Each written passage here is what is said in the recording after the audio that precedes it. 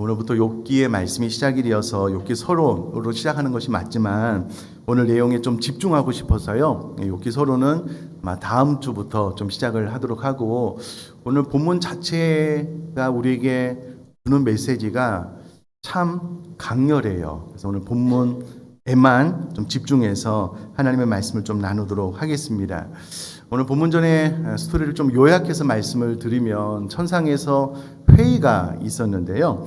천상에서 하나님 앞에 천사들이 섰는데 사탄도 그들 가운데 오게 됩니다. 이에 하나님께서 욥의 신앙을 칭찬을 하시는데, 그와 같이 온전하고 정직하여 하나님을 경외하며 악에서 떠난 자는 세상에 없다라고 말씀을 하십니다. 이때 사탄이 바로 이어서 욥이 까닭 없이 아무런 이유 없이 하나님을 섬기지는 않을 것입니다.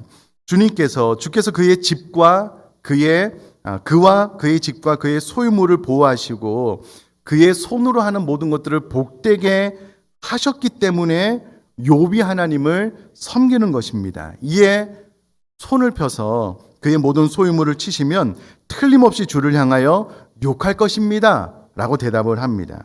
이에 하나님께서 사탄에게 내가 그의 소유물을 다 내 손에 맡기는데 다만 그의 몸에는 내 손을 대지 말라라고 명하시니, 사탄이 하나님 앞에서 물러가서 욥에게 가혹한 시련을 가하게 됩니다. 이런 배경하에 오늘 본문이 시작이 되는데, 말씀을 본격적으로 나누기 전에 사탄이 가지고 있었던 확신에 대해서 우리가 먼저 좀 생각을 해보면 좋을 것 같습니다. 이 사건으로 인하여 하나님은 그렇게 생각하지 않았지만 사단은 하나님과 욥을 통한 대결 구도가 만들어진 거예요.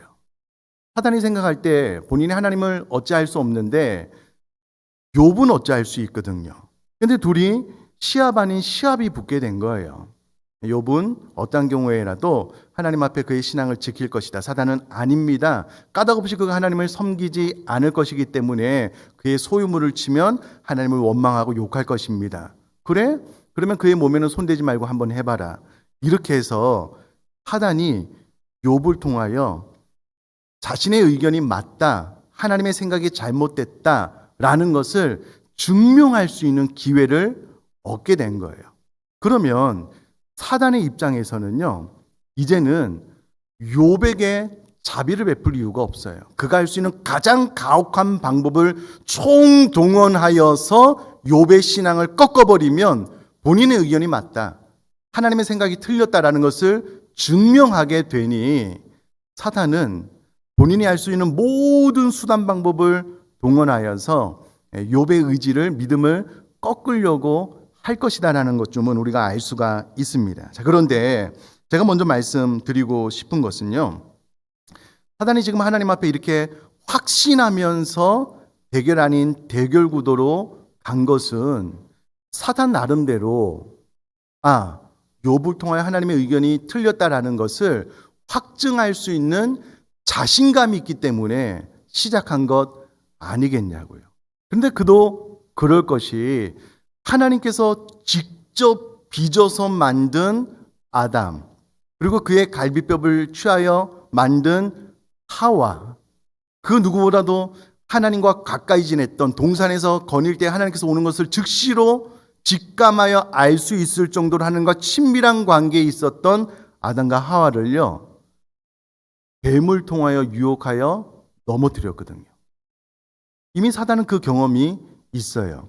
이 욥기를 어느 시대로 보느냐라고 했을 때에 족장 시대로 봅니다. 아브라함, 이삭, 야곱이 살았던 족장 시대로 보거든요. 아마 맞습니다. 자, 그렇다면 이것이 무엇을 의미하냐면, 아담과 하와 이후에 이 땅에 존재했던 모든 사람들로 하여금 하나님을 향한 믿음과 신앙에서 떠나게 함으로 하나님께서 물로 이 세상을 심판하셨는데, 창조과학회에 의하면 그때 당시에 물로 심판을 당한 인류가 오늘날의 인류와 비슷하다는 거예요. 약 한 70억 정도를 사단의 괴계를 통하여 하나님을 떠나 악을 저지르게 만들고 물로 심판받게 했을 뿐만 아니라 노아의 8가족 그 후에 창세기 11장에 보면 바벨탑 사건이 나오거든요.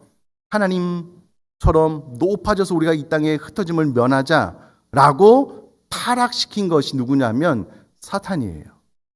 그가 수많은 시간을 통하여 그 많은 사람들이 신앙을 가지고 있는 이유가 무엇인지, 어떻게 하면 그 신앙에서 떠나게 할 것인지를 정확하게 알고 있었을 뿐만 아니라 결과도 냈기 때문에 사탄은 나름대로 확신하고 있는 거예요.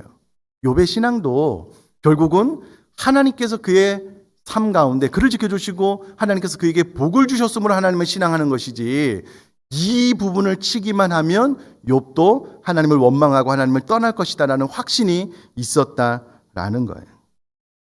여러분, 사탄이 하는 말을 가만히 이렇게 들어보면은요, 욥이 까닭없이 아무런 이유 없이 하나님을 경외하지 않습니다. 하나님께서 그 자신과 그 가족과 그에게 복을 주셨기 때문입니다 라고 말을 하는 것을 통해서 저는 좀 가슴이 아파요. 이게 무슨 말이냐면, 하나님, 욥뿐만 아니라 모든 사람들이 신앙을 가지고 있는 이유는 하나님 자신이 절대 아닙니다. 하나님 자신이 아닙니다. 하나님께서 그와 그의 가족과 그의 소유물에 복을 주셨으므로 그들이 하나님을 섬기는 것이지, 욥과 더불어서 이 땅에 존재하는 모든 사람들의 신앙의 이유는 그것입니다. 저는 이 말이 참 가슴 아파요. 가슴 아파요. 사랑하는 성도님들, 제가 결론으로 말씀드리겠지만 나의 신앙의 이유는 무엇일까요? 나의 신앙의 이유는 무엇이냐고요? 정말 하나님 자신일까요? 아니면 사단이 확신하는 것처럼 나의 신앙도 나와 내 가족과 내 소유물 전체를 치면, 빼앗아가면 사단이 확신하는 것처럼 너도 저도 그가 누구라고 하더라도 다 하나님을 원망하고 저주하고 신앙을 떠나갈 것이다 확신했잖아요. 혹시 그렇지 않은지, 이 본문을 통하여 하나님이 욥의 신앙을 통하여 하나님의 옳았음을 증명하고 있는 거거든요. 저는 이 하나님의 증명이 저에게, 우리 모두에게 동일하게 좀 임했으면 좋겠습니다. 자, 이런 관점에서 오늘 본문을 좀 살펴보도록 할 텐데요. 13절 말씀 보니까 하루는 욥의 자녀들이 그 맏아들의 집에서 음식을 먹으며 포도를 마실 때에 라고 기록을 하고 있습니다. 그런데 이와 같은 행위는 4절에 보니 그의 아들들이 자기 생일에 각각 자기의 집에서 잔치를 베풀고라는 말씀을 통해서 유추해 보건대 1장 13절에 그 맏아들에서 집에서 음식을 먹으며 포도주를 마실 때는 맏아들의 생일이 아니었을까 추측을 해볼 수가 있습니다.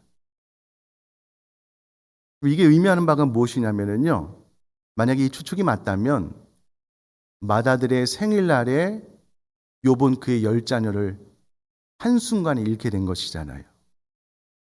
여러분 생각해보면 욥이 하나님 앞에 본인의 의견이 맞다라는 것을 증명하기 위해서요, 사탄은 너무나도 무자비하게 욥을 공격을 하고 있는데 그 시작부터가 심상치가 않은 거예요. 어찌되었든 욥의 자녀들이 그 맏아들의 집에서 음식을 먹으며 포도주를 마시고 있을 때에 한 사건이 발생을 합니다. 14절에 사환이 욥에게 와서 이르되 소는 밭을 갈고 나귀는 그 곁에서 풀을 먹는데,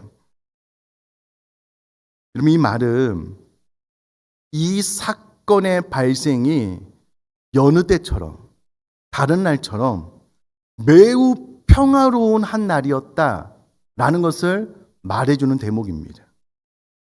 그럼 생각해보면 머릿속에서 이 상황을 그려보면 소는 밭을 갈고 나귀는 그 곁에서 풀을 뜯어먹는 너무나도 평화롭고 여유가 있는 어느 날 사건이 발생을 했다라는 거예요. 어떤 사건인가? 15절에 보면 스바 사람이 갑자기 이르러서 그것들을 빼앗고 칼로 종들을 죽였는데 나만 홀로 피하였으므로 주인께 아래로 왔나이다 라고 보고가 되어집니다. 이 스바 사람은 당시에 가장 호전적인 민족으로 종종 주변 지역을 약탈하는 그런 민족이었는데요.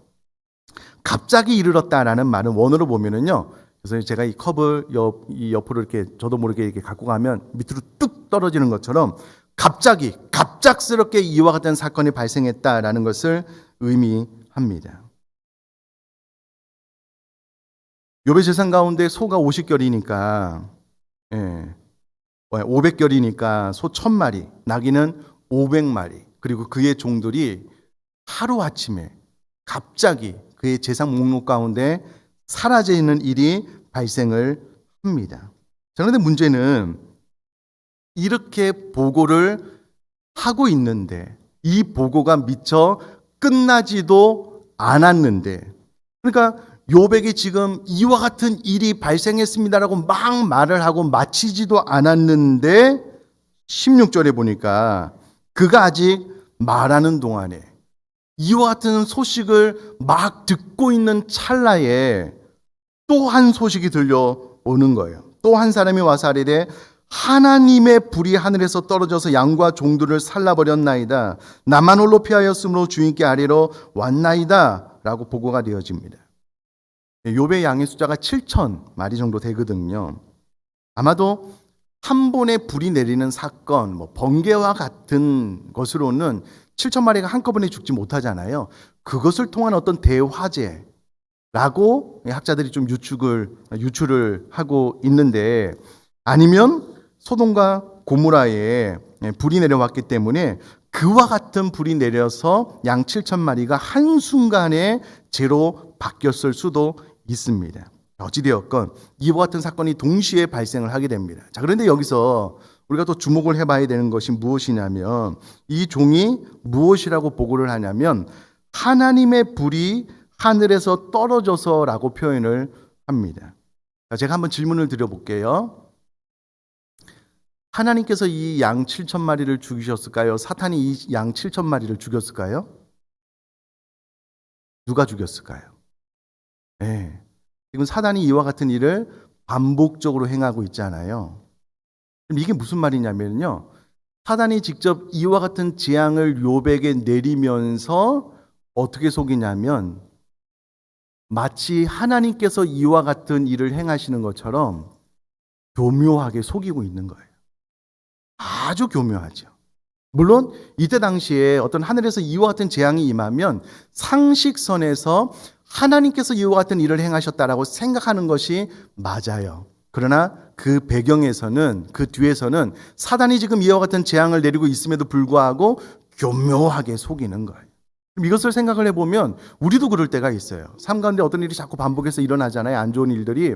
그러면 즉시 사단이 우리 가운데 무슨 생각을 집어넣냐면 하나님이 나한테 왜 그러시지? 이런 생각을 집어넣어요. 절대 그렇지 않습니다. 하나님은 사랑의 하나님이시고요. 이 배후에서 지금 사단이 역사를 하는데 교묘하게 속이고 있다라는 거예요. 자, 어찌되었건 하늘에서 불이 내려서 안타깝게도 그의 소유물이었던 양과 종들을 불살라버렸다라고 지금 보고를 하고 있습니다. 문제는 이 보고가 아직 끝나지도 않았어요. 계속 진행 중이에요. 이런 이야기를 계속 듣고 있는 거예요. 여러분, 어떤 한 사건이 딱 마침표를 딱 찍으면은요, 욥이 이 사건이 어떤 내용인가 좀 잠깐 판단을 내릴 수가 있는데 지금 그런 상황이 아닌 거예요. 첫 번째 보고 이후에 두 번째 보고가 막 듣고 있는데 지금 상황 판단이 안 내릴 정도로 급박하게 지금 시간이 돌아가고 있는데, 세 번째 17절, 그가 아직 말하는 동안에 또 한 사람이 와서 아뢰되 갈대아 사람이 새 무리를 지어 갑자기 낙타에게 달려들어 그것을 빼앗았으며 칼로 종들을 죽였나이다. 나만 홀로 피하였으므로 주인께 아뢰러 왔나이다 라고 이야기를 합니다. 낙타 3,000마리를 갈대아 사람, 이 갈대아 사람은요, 바벨론 남부와 이 아라비아 사막에서 넓게 흩어져 분포하면서 주변 민족들을 침범했던 그런 사람들인데요. 왜 세 무리로 나눴을까? 원어로 보면 세 개의 부대를 조직하여 라고 직역을 해볼 수가 있는데, 왜 세 부대로 나누어서 공격을 했을까라고 생각을 해보면, 그럼 지금 이 욥기의 시대적인 배경이 아브라함 시대, 족장 시대였다라고 말씀을 드렸잖아요. 아브라함도 자기 수하에 사병 318명이 있었습니다. 또 이삭의 아들 에서 역시도 야곱과 제의하면서요 400인의 군대를 거느리고 왔거든요. 그러면 당시 동방에서 가장 큰 거부였던 욥도 자기 재산을 보호하기 위해서 아마 사병을 육성했을 것으로 보는 것이 타당하고요. 그럼 당연히 400명 이상의 사병들이 있었을 것입니다. 이 사병들이 지금 욥의 재산들을 보호하고 있으니 이 갈대아 사람들이 세 부대로 나누어서 공격을 해야만 이 낙타를 빼앗아 갈 수 있는 겁니다. 혹은 이 낙타가 너무 많기 때문에 한 번의 공격으로 다 가지고 갈 수 없는 거예요. 아무튼 이와 같은 이유로 공격을 했는데 결론은 그것을 빼앗아가며 칼로 종들을 죽였다라고 이야기를 합니다. 또 이것이 의미한 바가 무엇이냐면 욥의 입장에서 아마도 아브라함과 에서보다 더 많은 사병을 보유하고 있었음에도 불구하고 어떻게 저항조차 해보지 못하고 이 모든 것들을 잃었다면 불가항력적인 거예요. 욥은 나름대로 최선을 다해서 많은 사병들을 육성했겠지만 이와 같은 재앙이 불가항력적으로 본인의 힘으로 어떻게 저지할 수 없는 너무나도 거대한 힘으로 지금 몰아치고 있다는 것을 본문을 통해서 알 수가 있습니다. 아직 끝나지가 않았어요. 이와 같은 보고가 한참 진행 중일 때에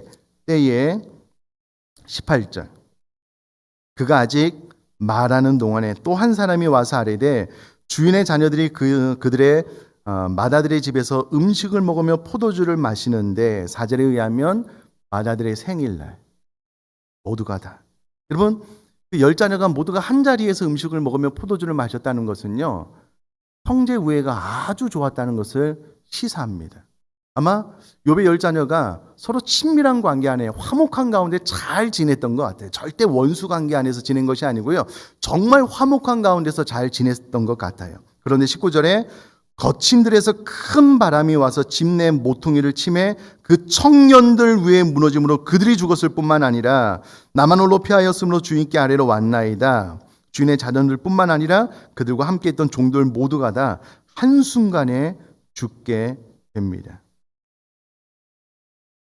사실 이게 나에게 일어난 일이 아니어서 우리는 욥이 받았을 충격을 다 이해하지 못하는 것이 사실인 것 같아요. 이거 어떻게 설명을 할지 잘 모르겠습니다. 어제 저녁에 제 아들이 기숙사 생활을 하는데 학교에서 연락이 온 거예요.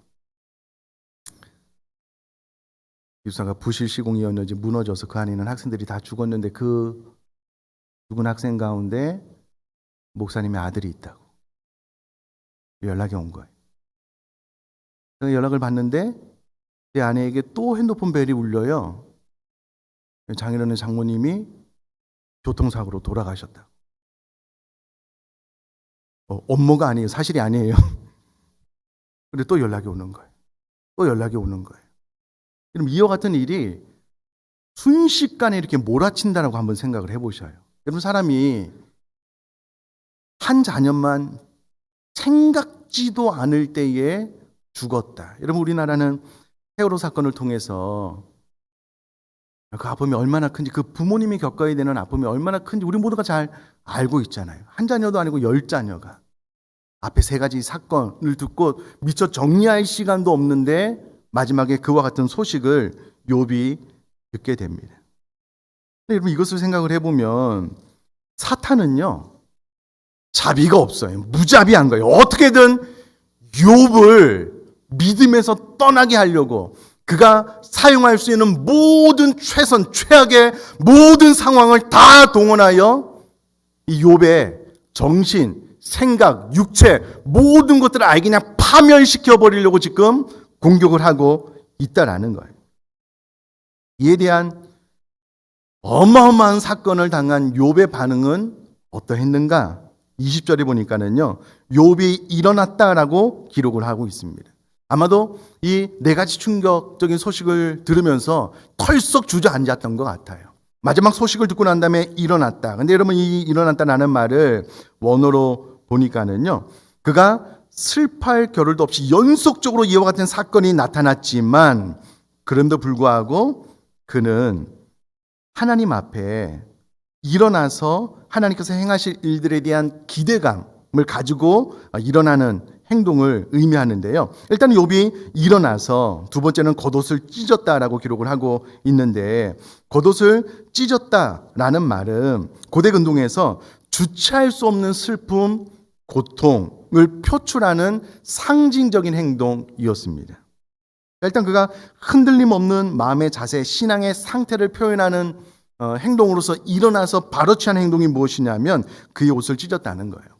여기서 중요한 것은 그럼 신앙이 있다라는 것은 우리들의 감정을 완전히 초월한다라는 것을 의미하는 것이 아니에요.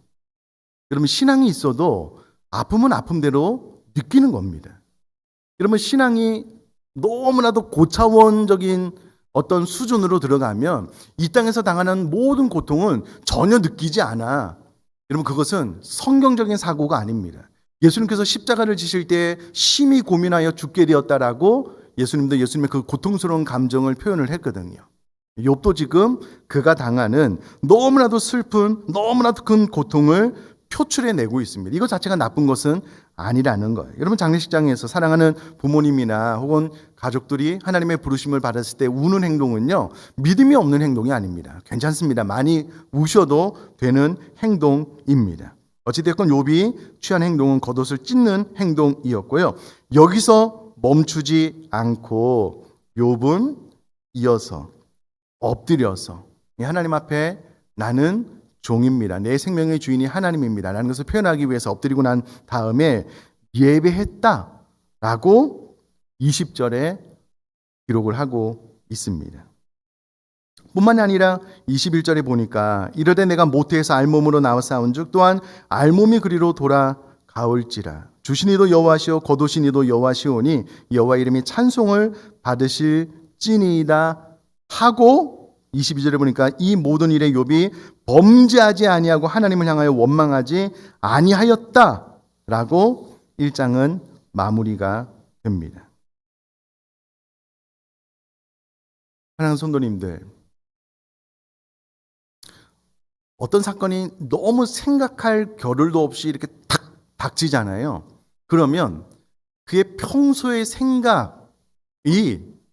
반사적으로 나오게 되어져 있습니다. 이건 뭔가 좀 생각을 정리해서 내가 이렇게 반응하는 것이 옳다라고 생각할 여지가 욥에게는 없었어요. 그러니까 이 모든 사건이 막 다다다다다 오고 난 다음에 이어서 바로 욥의 반응은 하나님 앞에 예배하고 내가 알몸으로 나왔으니까 알몸으로 돌아가는 것이 당연하다. 주시니가 여호와시니 취하시니가 여호와시다. 이것은 너무나도 맞다. 그리고 그 하나님을 향하여 원망하지 아니하였다라는 것은 그가 그의 평상시의 삶의 생각이 늘 이러하였다라는 것을 보여주거든요. 여러분 프로 권투 복싱 선수들 보면은요. 이게 이제 라운드가 진행되고 너무 많이 맞고 어느 순간 카운터 퍼디를 탁 맞아서 정신을 잃었는데요. 이 동공이 풀렸어요. 그런데도 피하고 펀치를 내뻗는 선수들은요. 그 행동이 나오기까지 이 횟수로 셀 수 없을 만큼 너무나도 무한 반복해서 이렇게 연습을 했더니요. 무의식 가운데 피하고 때리는 행동이 나오는 거예요. 몸이 기억하는 거예요. 정신이 나가도요. 몸이 기억해서 반응하는 것은 너무나도 오랜 시간 동안 그렇게 훈련되어 왔기 때문이다라는 것을 그가 그의 권투, 시합에서 보여주고 있는 것인데 욥이 이와 같은 신앙적인 행동을 보일 수 있었던 그 근거, 이유가 무엇일까? 어디서 있을까? 궁금하잖아요. 그래서 제가 찾아보니까 저는 해답을 찾았어요. 1장 5절에 보니까 성경 가지고 계시는 분들은 뭐 보셔도 되고 제가 한번 읽어보겠습니다.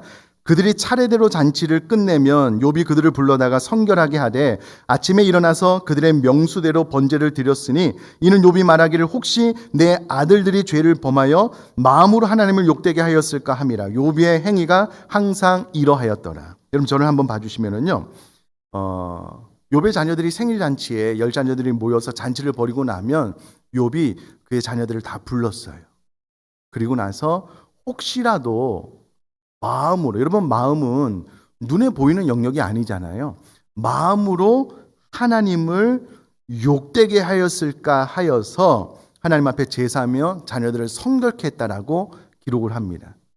저는 어떻게 해답을 찾았냐면 무게중심이 어디에 있을까라고 했을 때에 여러분 욥이 이와 같은 행위를 했던 이유는 그 행위를 통하여 하나님께서 우리 자녀들에게 재앙을 내리셔서 자녀들이 어떻게 되면 안 된다라는 마음으로 제사를 드린 여기에 무게중심이 있었던 것이 아니라 평상시 욥은 혹시라도 우리 자녀들이 마음으로라도 하나님을 욕되게 하면 어떻게 할까? 하나님 중심 사상이 있었다는 거예요. 무게중심이요. 평상시에도 우리 자녀들이 실수해서 하나님 앞에 징계를 받으면 어떡할까? 여기에 있지 않았고요. 우리 자녀들이 하나님을 욕되게 하면 어떡할까? 하나님께 있었다는 거예요. 그러니까 이게 평상시에도 그의 습관, 그의 영혼 깊숙한 곳에 내재가 되는 아예 그냥 그가 정신이 영혼이 나갔을 때라도 하나님의 영광, 하나님을 욕되게 하면 안 돼라는 그 영혼 깊숙한 곳까지 내재되는 그런 습관적인 삶을 살았다는 거예요. 그래서 이 네 가지 사건이 동시다발적으로 어떻게 생각해 볼 겨를도 없이 닥쳤을 때의 그의 반응은 엎드려 경배하는 거. 내가 알몸으로 나왔기 때문에 알몸으로 돌아가는 거 당연하다. 주신 이가 하나님이시기 때문에 취하신 이가 하나님이신 거 당연하다. 그러므로 하나님께서 마땅히 찬송을 받으셔야만 된다. 여러분 이런 반응을 보일 수 있었던 이유는 그가 평상시 끊임없이 하나님 중심의 삶, 하나님 중심의 사고를 해왔기 때문에 그렇다라는 거예요. 하나님의 주장, 하나님의 판단이 옳았다라는 것을 욥의 삶을 통하여 지금 하나님께서 증명해내고 있는 대목입니다. 자, 그렇다면 가장 중요한 질문은 이것입니다. 나의 신앙의 이유는 무엇입니까? 사단이 주장하는 것처럼 하나님 정신 똑바로 차리셔야 됩니다. 욥뿐만 아니라 이 땅에 존재하는 모든 사람들이 하나님을 신앙하고 믿고 따르는 것은 하나님 자신이 아닙니다. 하나님께서 복 주셔서 그런 겁니다. 그 복을 싹 걷어가시만 하면 그가 누구든 어떠한 사람이든 하나님을 원망할 것입니다. 하나님을 떠나갈 것입니다. 그의 신앙을 포기할 것입니다. 그럼 이게 사탄의 주장이었거든요. 나에게 한번 적용을 한번 해보자고요. 욥에게 닥쳤던 이 일이 나에게 그대로 닥친다. 오늘날의 사랑하는 자녀들, 나의 모든 재산, 우리 부모님들, 내가 내 힘으로 감당하기 벅찬 그 모든 사건이 동시다발적으로 나에게 휘몰아쳐 올 때에 나의 신앙의 근거가 무엇인지 드러날 텐데 그때 나는 어떤 반응을 보일 것인가? 이 욥을 통하여서 하나님께서 이 한 가지 질문하시는 것 같아요. 이 한 가지. 저는 간절히 기도가 돼요. 하나님, 저에게, 우리 순장님과 우리 사랑하는 의정부 비전교회 식구들에게도 하나님께서 이 사단과의 대결 아닌 대결이 벌어질 때에 하나님의 판단이 옳았으면 좋겠습니다. 사단의 주장이 맞다라고 저 우리 사랑하는 손들님의 삶을 통해서 드러나지 않았으면 좋겠습니다. 여러분 어쩌면 우리들의 기나긴 인생 가운데 이와 같은 시련이 찾아오게 될지도 모르겠어요. 어떻게 보면 또 이미 경험하신 분들도 계시고요. 모든 것들을 하나님께서 다 걷어가실 때 내 재산도, 내 건강도, 내 사랑하는 자녀도, 내가 가장 아끼는 그 무엇을 다 사단이 걷어갈 때에 하나님, 내 신앙의 이유는 하나님입니다. 네, 저는 그렇습니다. 그렇게 고백할 수 있는 저와 여러분 될 수 있기를 주님의 이름으로 축복합니다.